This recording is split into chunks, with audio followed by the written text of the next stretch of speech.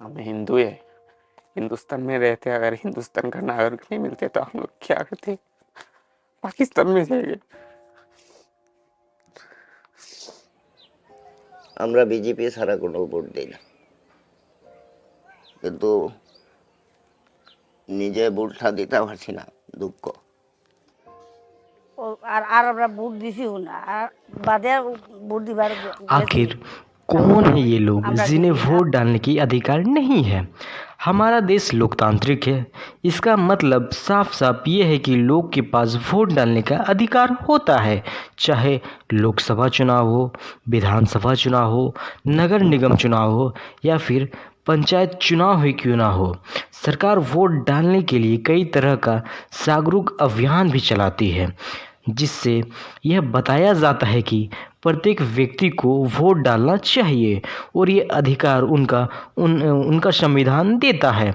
लोग बड़े ही जोश और जुनून के साथ मतदान भी करते हैं, लेकिन इन्हीं में से एक ऐसे लोग भी रहते हैं जो रहते तो भारत देश में ही है, लेकिन उन्हें वोट डालने की अधिकार नहीं है।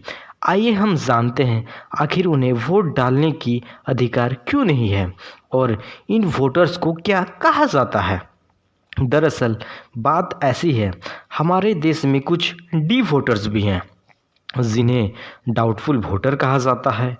ये असम में रहने वाले, दरअसल इनका मसला नागरिकता को लेकर फंस जाती है, यानी ये भारत में तो रहते हैं लेकिन इनके पास कागजी तौर पर ये सरकार के सामने भारतीय नागरिक साबित नहीं कर पाए।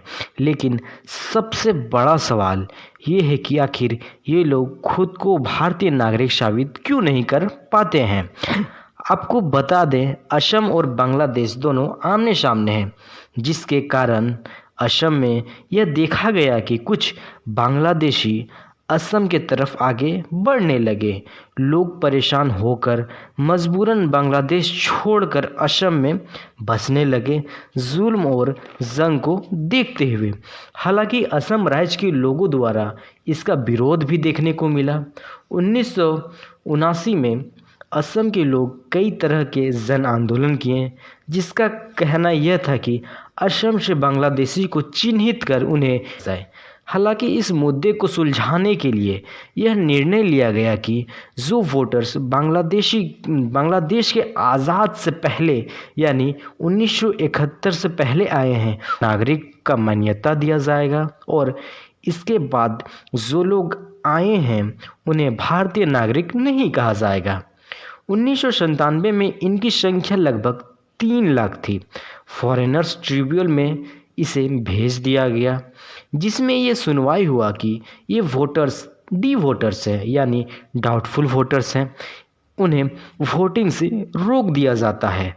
लेकिन अब चुनाव आयोग के मुताबिक इनकी संख्या 96,987 है वर्तमान में, और इन्हें सिर्फ वोटिंग से ही नहीं बल्कि कई तरह के सरकारी लाभों से भी वंचित रखा जाता है और भी बहुत सारी समस्याओं से।